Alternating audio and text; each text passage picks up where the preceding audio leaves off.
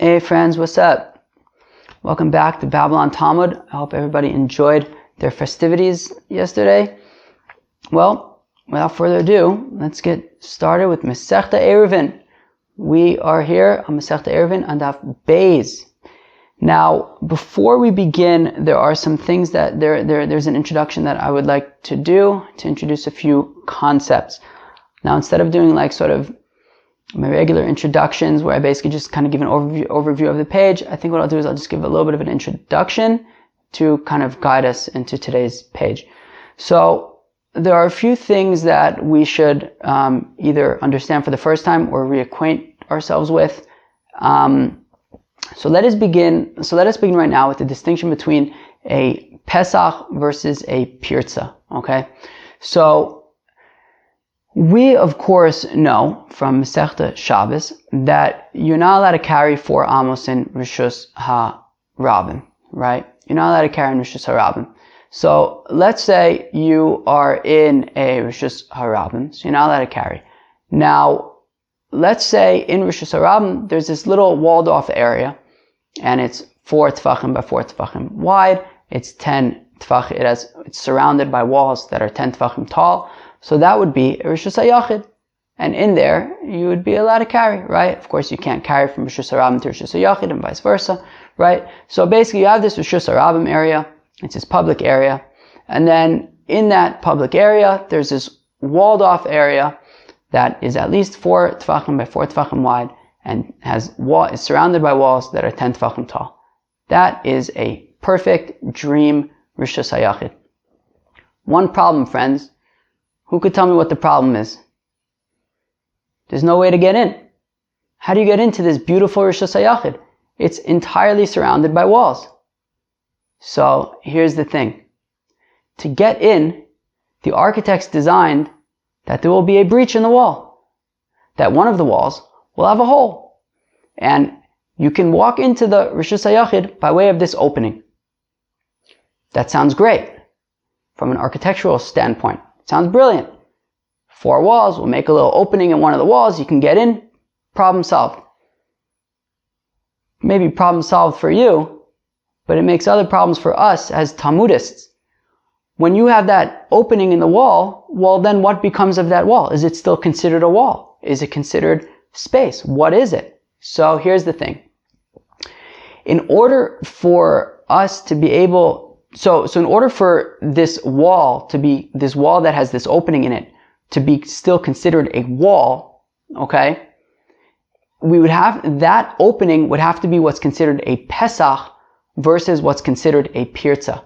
Okay, if it's considered a Pesach, a doorway, well then this doorway is just considered built into the wall, it's considered part of the wall. Not only that, it's considered like it's completely closed. Right? It's considered like you have a complete wall, even though there's this opening. As long as we can define that opening as a Pesach, as a doorway, well, then there's no problem. You can have an easy access to get in and to get out of this Rishus HaYachid, and it's still considered like it is surrounded by walls. However, if the criteria for a Pesach are not met, well, then it's going to be what's considered a pirtza, which is a breach, which means that you have a wall now that is defective. You have a wall that has a breach in it, and it's no longer considered a kosher wall, and whatever, other implications might be by that. Whatever other halachos there are for Rishus HaYachid, then we have to figure out, is this still considered Rishus HaYachid or not, whatever it is. But that is that main distinction, right? The distinction between a Pesach and a pirtza. So whenever we have a Rishus HaYachid, and there's some kind of opening, either, to come in or go out from this, come into the Rishus HaYachid or leave from the Rishus HaYachid. So we have to say, well, let's take a look at this opening. Is it considered a Pesach, which is completely fine? It doesn't, have any negative impacts on the kosherness of the wall. But if it's considered a pirtza, well, then that would be a problem. Okay, so that's distinction number 1. Is a distinction between a Pesach and a pirtza. Now, the next thing I want to talk about is the concept of a Mavui. Now, a Mavui is something that has come up in our learning before, and the art scroll actually has some good diagrams of what this looks like. We've discussed it a number of times, but I'll send over that diagram as well so you can see it.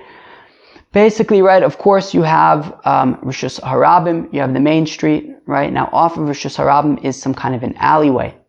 And then off of that alleyway are these different chatzeros, these different courtyards, and in the courtyards would be homes, okay? That is how their communities were set up at that time. And there's still you could still find these communities in places. So basically you would have houses, you would have multiple houses that open up into the same courtyard.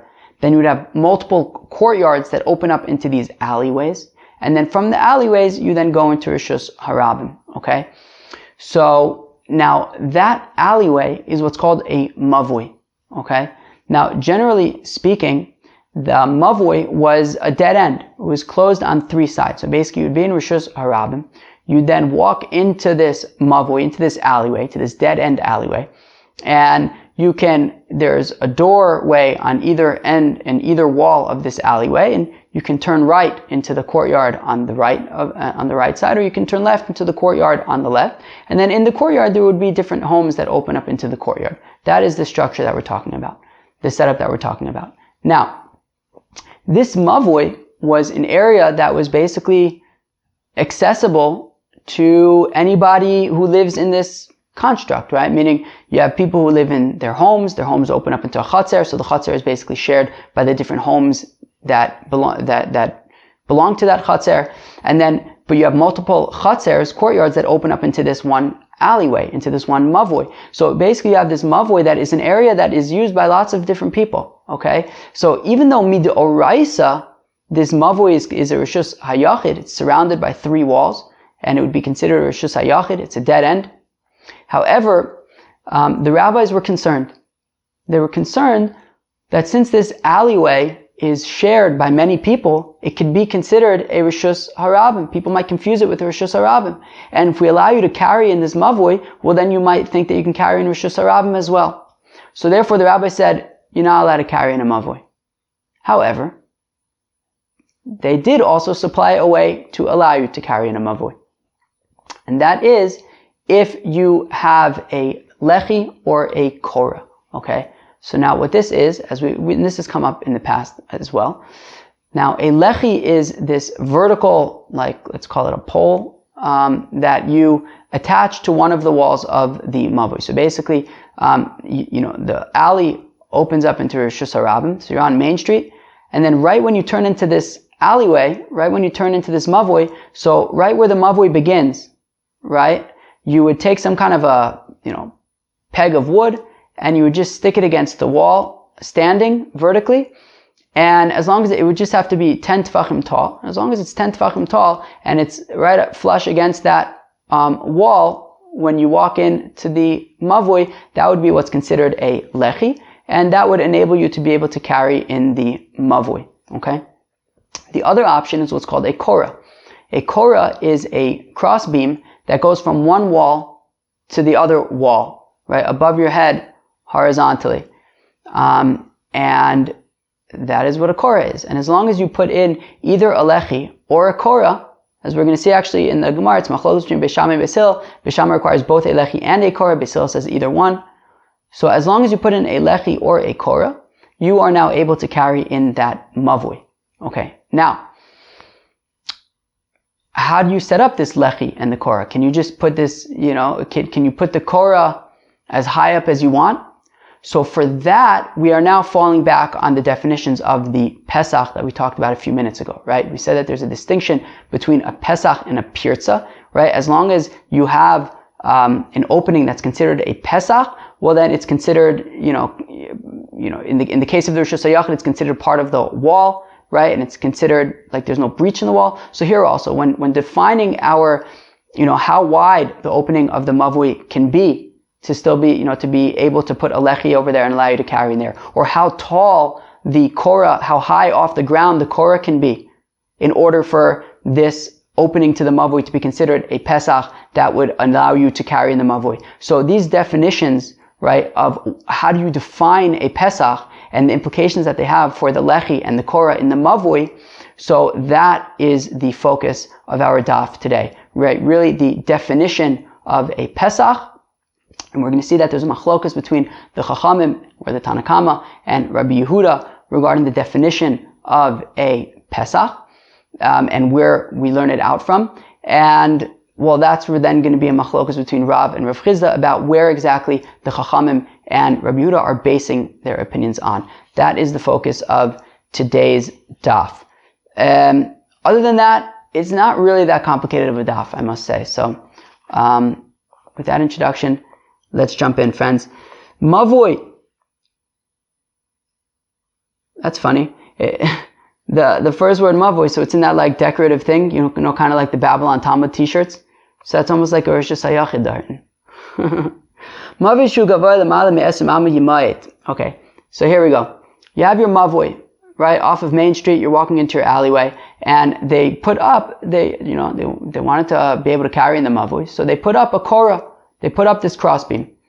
What if, however, they put up the crossbeam more than 20 amos tall?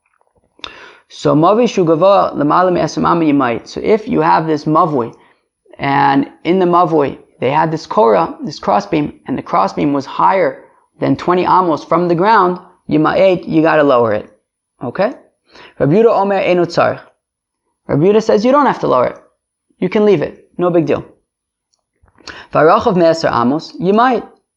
And if the Mavui, the opening into the Mavui, if the alleyway was wider than 10 amos wide, well then that's too wide. You're going to have to make that smaller.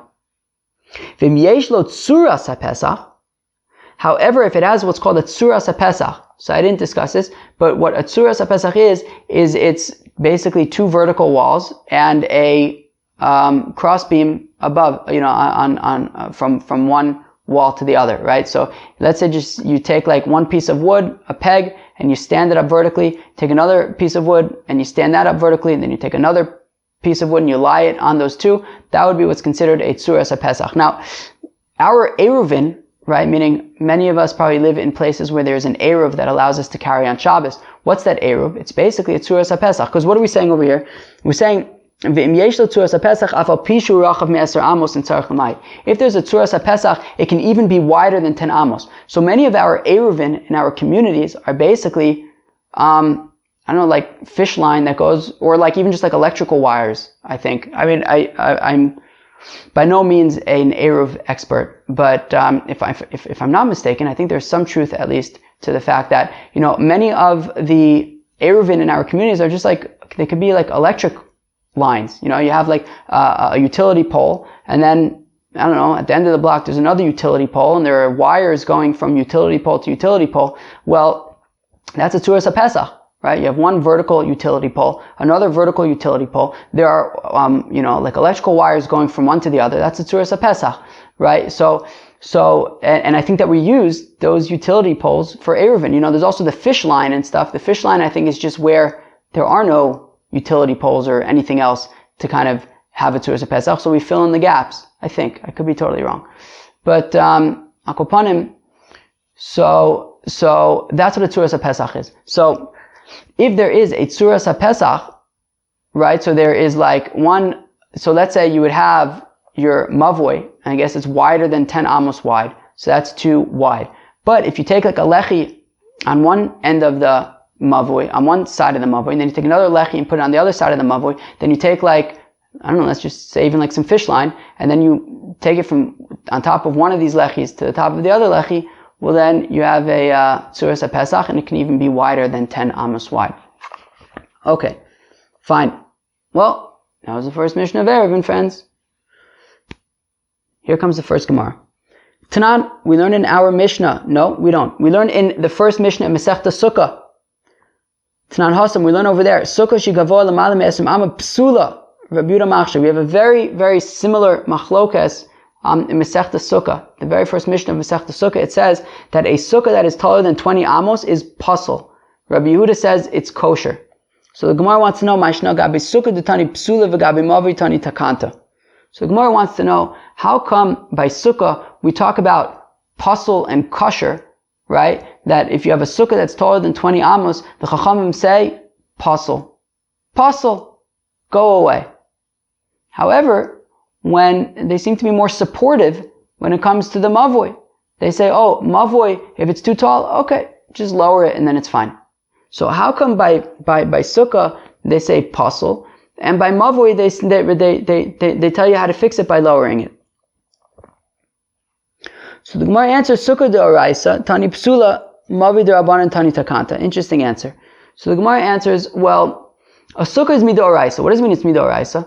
Well, Sukkah was already from when the Yidden left Egypt already, right? It says, right, whether it's from the Anania Kavod or whatever, it's machlokas over there in Gemara and Sukkah, but it's midoraisa, which means that it predated the rabbis, which means that already by the time the rabbis came around, Sukkah the Yidden had already been doing Sukkahs for years, and they know the halachas of Sukkah, or at least you can assume that they were somewhat familiar with the halachas of Sukkah, and therefore the Chachamim could say, look, if you build your Sukkah and it's too tall, if it's above 20 amas, well then it's pasul. What do you want me to tell you? However, when it comes to Mavui is a din derabbanan. It's the rabbis themselves who are making up this halacha, who are innovating this halacha. Therefore, they can't assume that people already know the halachas of Ayruvin. After all, they're defining them right now. Right? And Mavui, they're defining them right now. So therefore, when it comes to Mavui, they have to be more supportive. They have to be more, I don't know if the word is educational, maybe, and therefore they have to say, look, when it comes to a Mavui, right, you have a Mavui, in order to be able to, we don't want you to carry there because we don't want you to confuse it with Rishus Harabim. So we say what you should do is you should put up a Korah. However, if the Korah is too tall, you're going to have to lower it.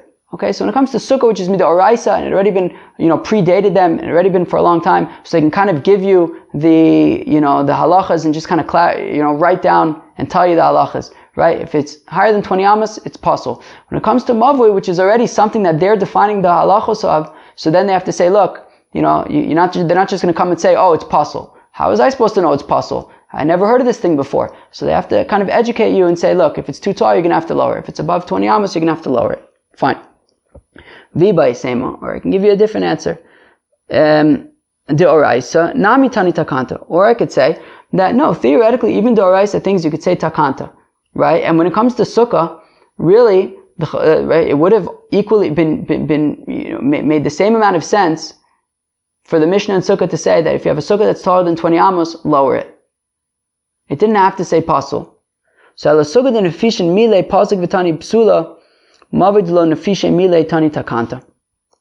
So, the Gemara answers, really when it comes to Sukkah, which is Doraisa, it could have also said Takanta, it could have also said fix it. The thing is, by Sukkah, it's talking about a whole bunch of different things. It's not only talking about a Sukkah that's too tall. It's also talking about if it doesn't have 3 walls. It's also talking about if it's less than 10 tefachim. It's also talking about if there's more sun than shade in the schach. It's talking about lots of different things in that Mishnah.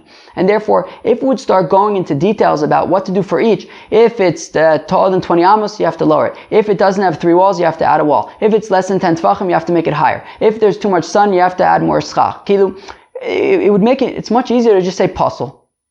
And then that's that. Whereas by Mavui, it's really only talking about the height. And because it's on, or the width, but the point is, it's the same solution to both, which is Yima'eh, just make it smaller. And therefore, it was much, therefore, with minimal sort of, trade-offs, over here by Ayruvin, by Mavui, it could just say, look, if it's taller than 20 amos, lower it. Whereas by Sukkah, if you start talking about the different solutions, if it's too high, then you have to lower it. If it's too small, you have to raise it. Then you have to start getting into lots of different details. It just said, look, if it's too tall, or if it's too short, or if it doesn't have enough walls, or if it's too sunny, pasul. That's that. Okay, fine. Okay, so now the difference in the definition between the Chachamim and Rabbi Yehuda, right? At least for now, let's just say it's regarding the height of this Korah. So the definition, the definition of based on Chacham and Rabbi Yehuda is really based on what's considered a Pesach, right? What is the definition of a Pesach? The Chacham are saying, look, in order for something to be considered a Pesach as opposed to a pirtza, it can only be up to 20 amos tall. Whereas Rabbi Yehuda says, no, it can even be higher than 20 amos. So the question is, where do the Chachamim and Rabbi Yehuda learn out their definitions of Pesach from? And that is what is basically going to be the focus of the Gemara for the rest of the page. Right now we're starting with height, but we're going to get to width as well. Amar Rabbi Yehuda Amar Rab. Says Rabbi Yehuda in the name of Rab, Chacham lo lamdu ela mipischo shel heichal. So the Chachamim will say that the Korah can be up to 20 amos, so they learn out that definition for a Pesach from the heichal, right? The heichal in the Beis HaMikdash, right? You would, you've seen like images from the Beis HaMikdash, so basically, you would, when you would go into like the courtyard of the Beis HaMikdash, and then you would get to kind of like the holy area with that big tall entranceway. So that big tall entranceway was what's called the ulam, and then right behind the ulam, well, I guess there would be other stuff first. It would be like the Ezras Nashim and stuff, but then you'd get that really big tall entranceway. That was what's called the ulam. Behind the ulam was the heichal. The heichal was where like the Mizbeach HaZahav was, and the kior, and the shulchan, and the menorah, things like that. Unless the kior was not, maybe the kior was not there, but the shulchan and the menorah and the Mizbeach HaZahav, those were in the heichal, okay? So the Chachamim learn out the definition of a Pesach from the Pesach HaHeichal. They learn out the definition of this doorway from the doorways of the Heichal, right? So remember, that big tall entranceway was the Ulam, and behind the Ulam was the Heichal. So Amar Rav Yehuda, Amar Rav Chacham lo lamdua ela mipischo shel Heichal. So the Rabbanan learned the definition of a Pesach from the Pesach HaHeichal, from the doorway of the Heichal. Rabbi Yehuda lo lamda ela mipischo shel Ulam, whereas Rabbi Yehuda learned his definition of a doorway from the doorways of the Ulam, from the doorways of this Ulam. The Tananis we learn in the Mishnah, Pischo shel Heichal gavo eser ama v'rochbo eser amos. That we learn in the Mishnah in Midos that the entrance to the Heichal was 20 amos tall and 10 amos wide. Now that'll look familiar to our Mishnah because the Chacham say that the Mavui, the Korah, can only be up to 20 amos. And we also said that a Mavui that is 10 amos wide, if it's more than that, you're going to have to make it smaller. So we see that the definition of the Pesach is coming straight out from the definition of the Pesach by the Heichal. V'shal ulam gavo arba'im amos v'rochbo esrim amos. Now, the entrance to the ulam was 40 amos tall and 20 amos wide. And we're going to say that, or at least for now, we're going to argue that Rabbi Yehuda is learning out his definition of a Pesach from the ulam.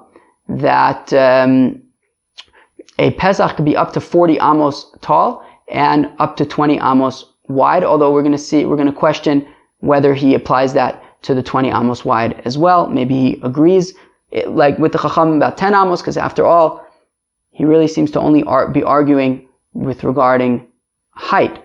So we'll see that as well. But for now we're saying that the Chachamim learn out their definition from the Heichal, whereas Rabbi Yehuda learns out his definition from the Ulam. Ushnei mikra echad darshu. And they're both learning it out from the same pasuk. What's this pasuk that they're both making their arguments from? Ushchato Pesach Oel Moed. That it says by a Korban Shlamim that you shech the Korban Shlamim Pesach at the doorway, i.e. Pesach versus a pirtza, right? Pesach Oel Moed. That they would shech the Korban Shlamim by the Pesach of the Oel Moed. So what's this Pesach? And if we could find the definition of this Pesach, then we could find the definition of the Pesach for Ayruvin. So the Rabbanan Sabre, Kedushas Heichal L'chud, Kedushas Ulam L'chud. So according to the Rabbanan, the Kedusha of the Heichal is separate than the Kedusha of the Ulam. And that means that if there are certain things, there are certain avodot, certain activities in the Beis HaMikdash that need to be done in the Heichal, well then they must be done in the Heichal. If you do them in the Ulam, then it would not work, it would be pasul, right? The holiness of the Heichal is separate than the holiness of the Ulam. V'chiksiv Pesach o Moed, and when it says that you need to shech the Korban Shlamim by the doorway to the Ohel Moed, a Heichal ksiv, it means that you have to shech the Korban Shlamim by the doorway to the Heichal, not the doorway to the Ulam. And the doorway to the Heichal was 20 amos tall and 10 amos wide. Rabbi Yehuda Savar, whereas Rabbi Yehuda holds, Heichal v'Ulam Kedusha Achasi, that the holiness of the Heichal and the holiness of the Ulam is the same. And therefore anything that you need to do in the Heichal, you can do in the Ulam as well. V'chiksiv Pesach o Moed atarvayu dichziv, and when it says that you shech the Korban Shlamim by the Pesach of the Oel Moed, it's referring to both the ulam and the heichal, and therefore, we can go by the definition of the ulam, which is larger, and say that a Pesach could even be the Pesach of the ulam, and the ulam was 40 amos tall and 20 amos wide. V'iba isema, or if you want, I will say, Rabbi Yehuda nami kedushas ulam lechud ukedushas heichal lechud. Or you could say that Rabbi Yehuda also agrees with the Chachamim regarding the fact that the kedusha of the heichal is separate than the kedusha of the ulam. And if there's something that I need to do in the heichal, I have to do it in the heichal. I can't do it in the ulam. However, nonetheless, Rabbi Yehuda says that the definition of a Pesach is going to come from the dimensions of the ulam rather than the heichal. Dichsiv, as the pasuk says, it's a pasuk in Yechezkel. It says El Pesach Ulam Abayis. Now the interesting thing is that if you look at the pasuk, it doesn't say El Pesach Ulam Abayis. It says El Ulam Abayis. So I don't know why the Gemara is assuming that it's El Pesach Ulam Abayis, but interesting. Okay, apparently Tosfos has this kasha, but I just noticed it now. I didn't look at it, so I'm not going to get into it. But the Gemara is using this pasuk of El Pesach Ulam Abayis. So it says by the Pesach of the Ulam Abayis. In Yechezkel it says by the Pesach of the Ulam.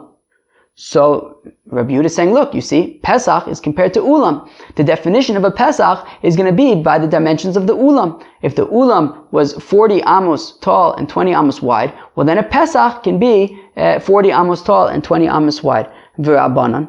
Now according to the Rabbanan, I'avokasav el Pesach Ulam kidika amar. Hashadichsiv el Pesach Ulam habayis, habayis hapasuach le'ulam.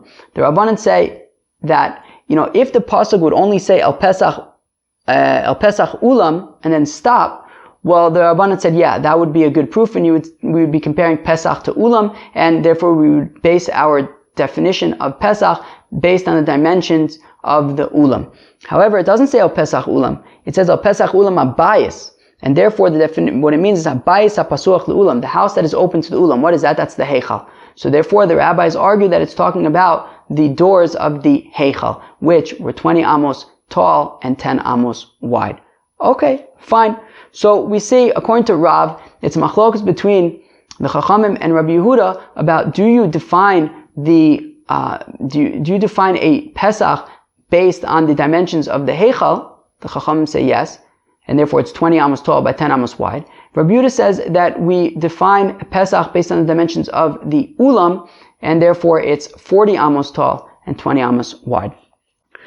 Now the Gemara asks, Vaki ksiv hai b'mishkan ksiv. But the Gemara asks, 1 second. The Chachamim are basing their opinion to learn out that a Pesach is defined by the dimensions of the heichal by saying that, well, it says Ushchato Pesach Oel Moed, that you'll shecht this Korban Shlamim by the Pesach Oel Moed, and the Pesach Oel Moed is the Pesach of the heichal, and therefore it is 10 tfachim, 20 amos tall by 10 amos wide. But 1 second. It says, V'aki ksiv hai b'mishkan ksiv. This pasuk of Ushchato Pesach HaMoed is by the Mishkan, not by the Beis HaMikdash. The Heichal was in the Beis HaMikdash. But in the Mishkan, right, the Heichal in the Beis HaMikdash was 20 amos tall by 10 amos wide. But in the Mishkan was only 10 amos tall. So therefore, if we're learning that from Ushchato Pesach HaMoed, well, then we should say that the Korah can only be up to 10 amos wide, not 10 amos tall, not 20 amos tall. So that's the kasha. I hope I wasn't saying wide, but the Mishkan was 10 amos tall, right? And therefore, if this pasuk of Ushchato Pesach HaMoed is by the Mishkan, well then we should only be able to learn the height of the Korah as being a maximum of 10 amos tall, just like the Mishkan was 10 amos tall. Vaki ksiv hai b'mishkan ksiv. So the Gemara says, Ashkechan mishkan deikre mikdash umikdash deikre mishkan. So the Gemara answers, yeah, but mishkan and mikdash are somewhat interchangeable, right? We find that the mishkan has been called the mikdash, and we also find that the mikdash has been called the mishkan.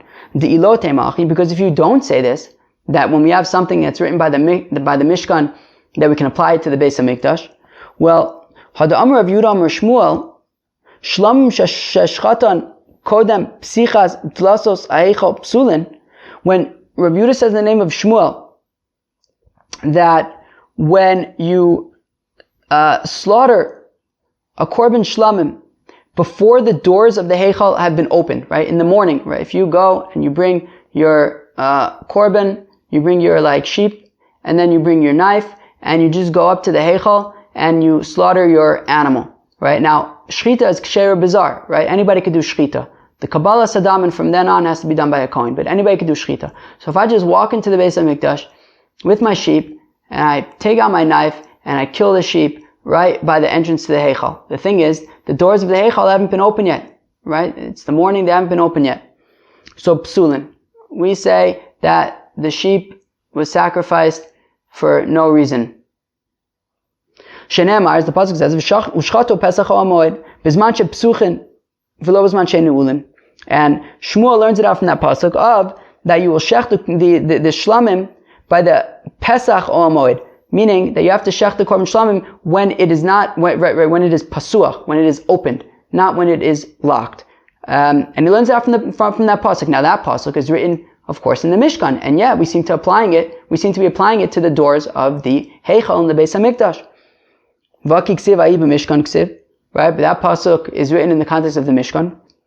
Ela ashkechan mikdash dikrei mishkan u'mishkan dikrei mikdash. So rather, it must be that the fact of the matter is that we see that the mikdash is sometimes referred to as the Mishkan, and the Mishkan can also be referred to as the Mikdash. Bishlama Mikdash dikrei Mishkan. So I understand that we have an example where the Beis HaMikdash is referred to as the Mishkan. Where's this example? D'chsiv nasati mishkani b'sochachem. Right? It's a pasuk, I think, in the brachas in Parshas Bechukosai, before the klalos. So it says, "V'nasati mishkani b'sochachem," and I will place my mishkan amongst you. And that mishkan is a reference to the Beis HaMikdash. How do we know? Because the Mishkan already existed. So if God was blessing them, and if you're doing my will, I will place my Mishkan among you. Well, it can't be referring to the Mishkan in the desert, because that already exists. He must be talking about that he's going to build the Beis HaMikdash. So we see that the Beis HaMikdash is referred to as the Mishkan. Al Mishkan dikrei Mikdash minal. And how do you know that the Mishkan was also called the Mikdash? If you're going to say, well, it says by the Bnei Kehas, by the descendants of Kehas, they would carry the things like the Aron and the Shulchan, things like that. So it says, "V'nasu HaKehasim nosei HaMikdash," that the Kehatim, the Bnei Kehas, they would carry the Mikdash. Ve'ekimus HaMishkan ad Boam, and then they would construct the Mishkan before the rest of the nation would arrive when they traveled. So we see what? Nosei HaMikdash ve'ekimus HaMishkan. It says that the Bnei Kehas, they would carry the Mikdash, and then they would construct the Mishkan. So we see that the Mishkan is referred to as the Mikdash. Hahu ba'aron ksiv. The Gemara says no, but that's not referring. It's not saying that the Mishkan is called the Mikdash. It's not referring to the Mishkan. It's referring to the Aron. It's referring to the Aron, which was so holy that it was called the Mikdash, right? And it says, right, v'nasu HaKehasim nosei HaMikdash, that the Bnei Kehas who were carrying the Mikdash, who were carrying the Aron, right, which is very holy, they would travel first and construct the Mishkan before everybody would arrive. So then where do we have an example of the Mishkan being referred to as a Mikdash? Rather, the pasuk says that they will make for me a Mikdash and I will dwell among them. And then, as the Hagos V'Tzunim points out, then it says, "Uchsev k'chol asher animara oscha istabnes hamishkan." Right, as I will show you the blueprints for the Mishkan. So we see V'asulu mikdash v'shachanti b'socham. Then it says, "K'chol asher animara oscha istabnes hamishkan." So we see that it's clearly referring to the Mishkan, yet it's calling it the Mikdash. Okay, fine. So therefore, even though the pasuk ushchatu Pesach or Moed is written by the Mishkan, the same would be relevant in the Beis HaMikdash, that you would shech this shlamim by the Pesach of the Heichal, and the Pesach of the Heichal is 20 amos tall and 10 amos wide. So the Gemara is now assuming, at least for now, that the Chachamim and Rabbi Yehuda agree that the width of the Mavui has a maximum of 10 amos wide. Even though we said that Rabbi Yehuda learns out the definition of a Pesach from the Ulam, and the Ulam was 40 amos tall and 20 amos wide. But if we look at our Mishnah, it says, Mavui shu gavoa l'mala me'esem amma yimayit, Rabbi Yehuda omer eino tzarich, v'arachav me'eser amos yimayit, and Rabbi Yehuda doesn't seem to argue. Right? We say that if a Mavui is more than 10 amos wide, you have to make it smaller. Rabbi Yehuda doesn't seem to have a problem with that. So the assumption for now, at least, is that Rabbi Yehuda agrees with the Chachamim that the maximum width of a Pesach is going to be 10 amos wide. So the Gemara asks, Bein l'Rabbanan uvein l'Rabbi Yehuda lelfumi Pesach sha'ar chatzer. But according to the Rabbanan and according to Rabbi Yehuda, why should we limit the width of a Pesach to 10 amos? After all, we have a precedent where we can argue that a Pesach can even be 20 amos. And therefore, even though, sure, we learn out at least the height from, let's say, the Heichal or from the Ulam. Well, let's leave the Ulam aside for now. From the Heichal, let's say, that's 20 amos wide, that's 20 amos tall. And the Heichal had a width of 10 amos. However, I could bring you an example of a Pesach that was 20 amos wide. So let's just say, according to the Chachamim for a second, we can use the Heichal to learn out 20 amos tall.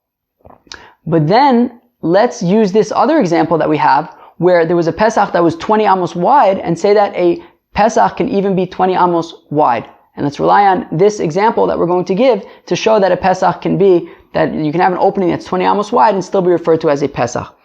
So now, what is this example that we're going to bring? So in the Mishkan, so you had kind of the Kodesh area, you had the Mishkan, you had the part of the Mishkan where you would have like, the menorah and the Mizbach Hazav and things like that. But surrounding that part of the Mishkan, right, and of course in Masechta Shabbos we learned a few times about the coverings of the Mishkan, that was all for the Mishkan. Now surrounding the Mishkan was like this Chatzer, was this courtyard, and there were curtains surrounding that courtyard, okay? So the curtains completely surrounded the courtyard on the north, the south, and the western sides of the Mishkan. However, on the eastern side, there was an opening so you can get into the Chatzer. So that opening, we're going to say, was 20 amos wide. And therefore, if that opening was 20 amos wide, then the Gemara wants to argue that we should say that a Pesach can have an opening that is 20 amos wide and not be limited to 10. So, Bein l'Rabbanan uvein l'Rabbi Yehuda lelfumi Pesach sha'ar chatzer. So both according to the Rabbanan and according to Rabbi Yehuda, why is the width of a Pesach limited to 10 amos? Learn it out from the opening of the Chatzer of the Mishkan, which was 20 amos wide. How do we know this? Tichsiv, as the pasuk says, Orech Chatzer mea ba'ama. Okay, so the Chatzer of the Mishkan was 100 amos long.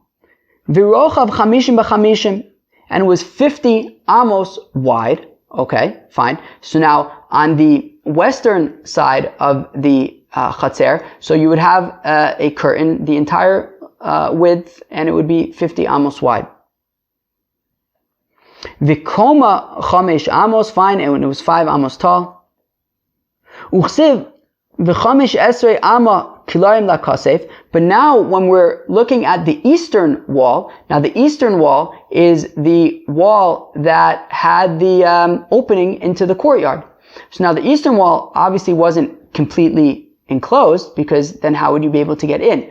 So there was an opening in the eastern wall, and what we're saying is that basically, so you had the opening in the middle of the eastern wall, and then on either side of this opening, there was 15 amos worth of curtain, which means that in total on the eastern wall, you have 30 amos worth of curtain, and if the total width was 50 amos, well then that leaves 20 amos of space, and that would be the doorway which was in the middle.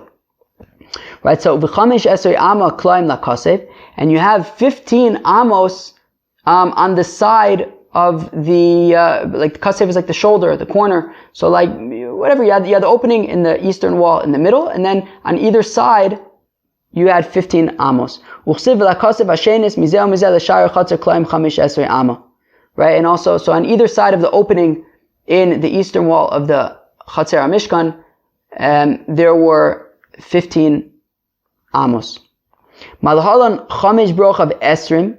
Just like over there, it was 5 amos tall. Forget about the 5 amos tall for now, right? Because just like the Gemara is trying to argue that even though, yes, the width of the heichal was, let's say, 10 amos wide, but if we have a precedent for a Pesach that was 20 amos wide, well then let's go with the bigger share. So here also, even though the height of these walls may, or as we're going to see soon, may not have been 5 amos tall, the fact of the matter is, if we have a precedent from the heichal that it could be 20 amos tall, so we're going to rely on that anyways. But what we're more interested in here is Barochav Esrim, is that the opening in the eastern wall of the Mishkan was 20 amos wide. So Afkan, Chamesh, Barochav Esrim, so let's also say that a Pesach, when it comes to Ayruvin, the definition of a Pesach would be 20 amos wide and not 10 amos wide. So the Gemara answers, no, you cannot bring a proof from the Mishkan because Pesach Shara Chotzer Ikre, Pesach Stamalo Ikre. Because that was not just a Pesach, that was a Pesach Shara Chotzer. And a Pesach Shara Chotzer can be 20 amos wide. But just a regular old Pesach cannot be 20 amos wide. It can only be 10 amos wide like the Heichal. Okay, Seder. I guess by the Mishkan it says Pesach Shara Chotzer, whereas by the Ol Moed it just says Pesach Ol Moed, and I guess Pesach Ol Moed is just like a plain old Pesach, whereas Pesach Shara Chatzer is different. Okay, Seder. V'bay Semer, I'll give you a different reason. This is interesting. Ki ksiv kloim chamesh esrei ama lakasef begova udichsev. That, or you could say, so we were assuming up until now that when it says that there were 15 amos on sort of like the corners of the eastern wall of the Chatzer, so we were assuming that 15 amos, basically you have 15 amos on either side of the opening in the eastern wall of the Chatzer, right? So you have the opening in the middle of the wall, and then you have 15 amos on either side of it. So 15 and 15 is 30, which means that the width of the Chatzer, of the Pesach was 50 minus 30, which is 20. But actually, that's of course assuming that the 15 amos that we're talking about is the width of the wall on either side of, or the length of the wall, whatever the size of the wall on either side of the opening. But actually that's not what it's talking about. It's talking about the height of the wall. It's saying that the wall was 15 amos tall, but it's not saying how much, how wide they were, that we could subtract that from 50 to figure out how wide the Pesach was. No way, no how.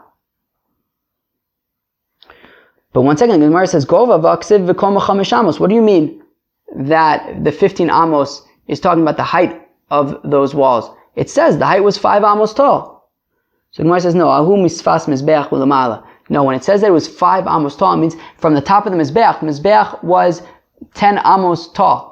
And therefore, if it's saying that the walls of the Chatzer were 15 amos tall, what does it mean that it was 5 amos tall? It means that there were 5 amos from the top of the mizbeach to the top of the walls of the Chatzer.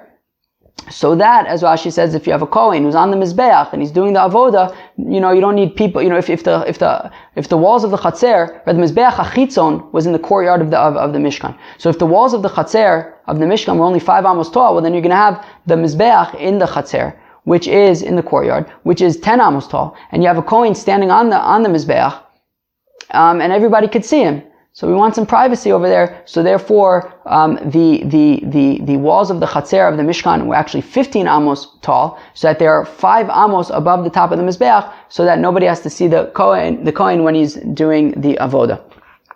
But, so the 15 amos, we're going to say, is talking about the height of the walls of the Chatzer, of these curtains of the Chatzer, but it doesn't tell us anything about how, wide they were, how much space they took up on the eastern wall of the Chatzer. And therefore, for all we know, they could have been 20 amos long. And therefore, that would mean that if each of them are 20 amos, then 50 minus 40 is 10, which means that maybe that Pesach was also 10 amos, or less, or more. We just don't know, because the 15 amos is not telling us how much, how big the wall was. It was telling us how tall, or how wide the wall was. It was telling us how tall the wall was.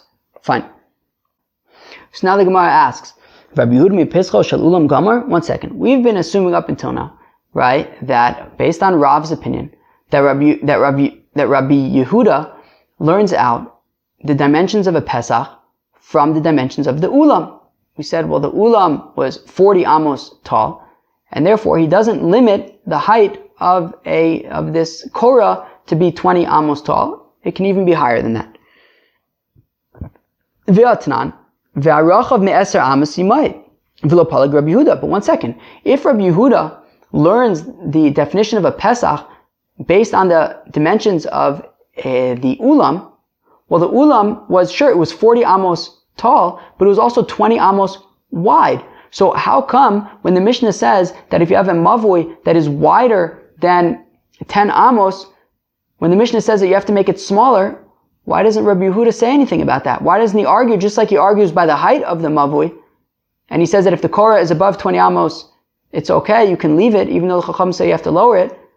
When it comes to the width of the mavui, the Mishnah says that you have to make it, thinner if it's wider than 10 amos, and Rabbi Yehuda doesn't say anything, which sounds like he agrees with that. But if he learns out the dimensions of a Pesach from the dimensions of the ulam, well, the ulam was 20 amos wide. Why doesn't Rabbi Yehuda argue there as well and say that, no, even if it's 10 amos, more than 10 amos wide, you can leave it? So Amar Abaye Polig B'Braisa. So Abaye says, actually, he does argue in a Braisa. The Tanya is, we learn in a Braisa, V'arachav miyud amos yimai, that if you have a mavui that is wider than 10 amos, you have to make it thinner, you have to make it smaller. Rabbi Yehuda Omer eino tzarich lemayit. Rabbi Yehuda argues and says that you do not need to make it thinner. So we see that Rabbi Yehuda does actually argue as well when it comes to the width. V'liflog b'masnisin. So, but then why doesn't he also argue in our Mishnah? Why does he keep hush in our Mishnah? Palig b'gova v'uad in the rochba. Well, in our Mishnah he does argue. He argues when it comes to the height. Right? The Chachamim say that if the korah is more than 20 amos, you have to lower it. Rabbi Yehuda says you don't. And guess what? His argument extends not just to the height, but extends to the width as well. But still, we have a kasha. Does Rabbi Yehuda really does he really learn out the definition of a Pesach from the ulam? But we learn in a Braisa, Mavui shugavoa michaf ama yimait. Okay, if you have a mavui that is taller than 20 amos, you have to lower it. Rabbi Yehuda machshir ad mem v'nun ama. And Rabbi Yehuda says, no, you don't have to lower the mavui. You don't have to lower the korah. It can be even 40 or 50 amos tall. V'tani ba kapara ad meya. Ba kapara, as Rashi says in explaining, Rabbi Yehuda says, why stop at 50? It can even be 100. So b'shlam levar kapara guzma. So I understand that, you could explain that bar kapara is just exaggerating. Meaning, bar kapara doesn't literally mean 100, right? In explaining Rabbi Yehuda's opinion, meaning Rabbi Yehuda says that you can, he learns out the definition of a Pesach from the ulam. The ulam was 40 amos tall, and what bar kapara is saying is that 40 amos is so tall that it may as well be 100. Right? But he doesn't literally mean 100. It can be a maximum of 40 amos tall, but the point is it could be really tall. But, he doesn't literally mean 100. Really, it's 40. However, El Rabbi Yehuda my guzma. But when Rabbi Yehuda himself said his opinion that a mavui that the korah could be up to 40 or 50 amos tall, well, that's already confusing. 100 isn't confusing. Okay, fine. He's getting carried away. He's exaggerating. Really, it's 40. But 40 or 50, that's already too close for comfort. What's he trying to tell us? Why is he saying 40 or 50? If it's 40, then it's not 50. So Bishlam Rabbi Yehuda Aybayim Gamar Mipischo Shel Ulam. So I understand if you say that Rabbi Yehuda learns out 40 from the ulam was 40 amos tall. Ela nun minale, but where does 50 come from? So listen to this, friends. Amar Rav Chizda Hamasnisa at Ise Lirav. So Rav Chizda says that Rabbi Yehuda actually does not learn out the definition of a Pesach from the ulam. So why did Rav say that the Chachamim learn out the definition from the Heichal and Rabbi Yehuda learns it out from the ulam? Rav got confused. He got misled by the following Braisa. The Tanya, as we learn in a Braisa, Mavui shu gavoa michaf ama yosem mipischo shel Heichal yimayit. That's the Braisa. The Braisa says that if you have a Mavui where the korah is higher than 20 amos, and 20 amos being the height of the doorway to the Heichal. So if this Korah is higher than 20 amos, higher than the doorway of the Heichal, Yima'et, you have to make it lower. So clearly, the Chachamim over here are saying that the height of a Korah is based on the height of the Heichal. But it doesn't say anything about Rabbi Yehuda's opinion. Rav got misled, and he made a mistake. Who Sava Rav thought that midrabanan mipischo shel Heichal gami, Rabbi Yehuda mipischo shel ulam gamar. Rav assumed that, well, if the Chachamim are learning out the height of the Mavui, the height of the Korah, from the height of the Heichal, well then it would make sense to then extend that and say that Rabbi Yehuda, who says that you don't have to lower the Korah, it's because he learns it out, the definition of the Pesach, from the height of the Ulam, which was 40 amos tall. And that's why he was saying that you don't have to lower it, because after all you have up until 40, but it's not true. V'lo Rabbi Yehuda mi pischa de melachin gamar. Rabbi Yehuda learns out the definition for a Pesach from the doorways of kings. Now the doorways of kings, there's no definition for how high or wide they can be. They can be 40 or 50 or 60 or 100 or 1,000 or 1,000,000. Right? Rabbi Yehuda says that it comes from the doorways. We define the definition of a Pesach, like the Pesach Melachim, and they can be any height and any width. And therefore, when the Chacham say that a Korah can only be up to 20 amos, and if it's more than that, you have to lower it. Everybody says you don't have to lower it. It's not because you only have until 40. It's because there's no maximum for how high a Mavui can be. And there's also no maximum for how wide a Mavui can be. Just like there's no maximum for the doorways of kings. Okay? Now, according to the rabbis, if they learn out the definition of a doorway from the dimensions of, from the Heichal, the Heichal had actual physical doors. So then, shouldn't every entranceway need to have a door? And therefore, by the Mavui, we should have to put up doors. So, Alamatnan, Hechsha Mavui, Beshami Om Lechi V'Korah, V'Sil Om Lechi O Korah. How come we're saying that a Mavui, all you need is a vertical, lechi or a crossbeam?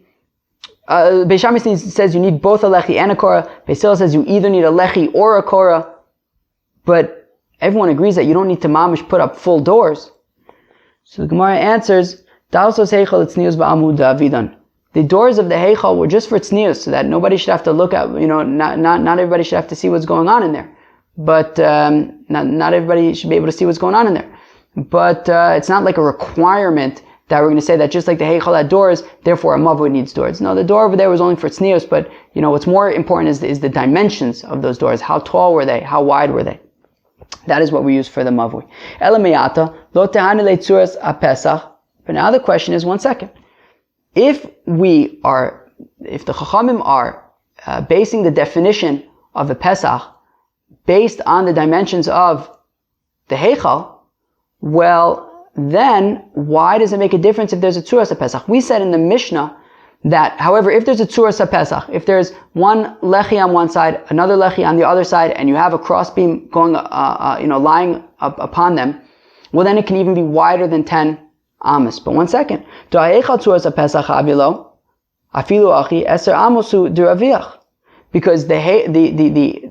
doorway of the Heichal, after all, had a Tzuras HaPesach. It had a beam, a vertical beam on either side and a cross beam above them. And still, it was 10 amos wide. No more than that. Alamatnan, why does our Mishnah say, Im yesh lo tzuras ha-pesach, haf apisha rachav me'eser amos in a tzarech l'mayit? But our Mishnah says that if the Mavui as a tzuras ha-pesach, well then it can even be wider than 10 amos. How come? The Heichal had a Tzuras HaPesach, and even so, it wasn't any wider than 10 amos. So, the Gemara answers, Midi utaima el l'rav.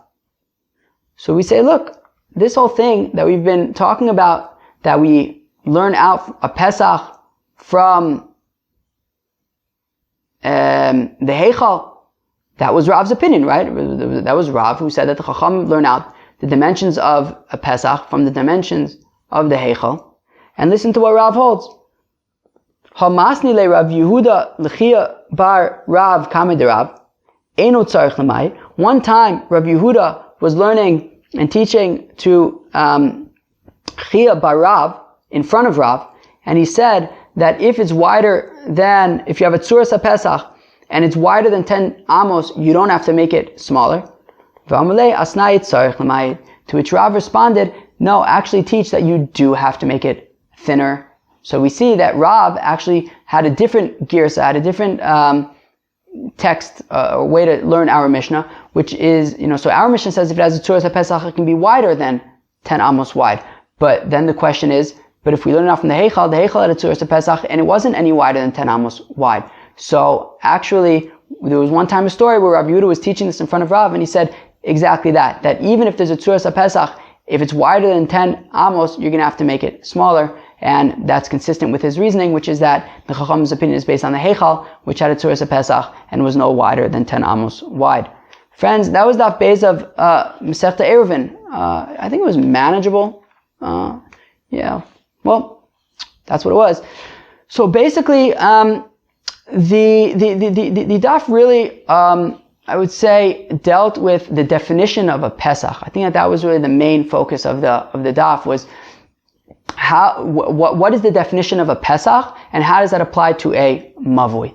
Okay, so there was a machlokas between Rav and Rav Chizda about the basis of the Chachamim and Rav Yehuda's opinion. So Rav says that the Chachamim based their opinion, which is that a Pesach can be up to 20 amos tall and up to 10 amos wide. Rav says that the Chachamim learned that out from the Heichal, which was 20 amos tall and 10 amos wide. And nobody seems to argue with that, at least not yet. That seems to be accepted. Rav then says that Rabbi Yehuda's opinion is based on the Ulam. The Ulam was 40 amos tall and 20 amos wide, and that is going to be the definition of a Pesach according to Rabbi Yehuda. Rav Chizda, right? But then we asked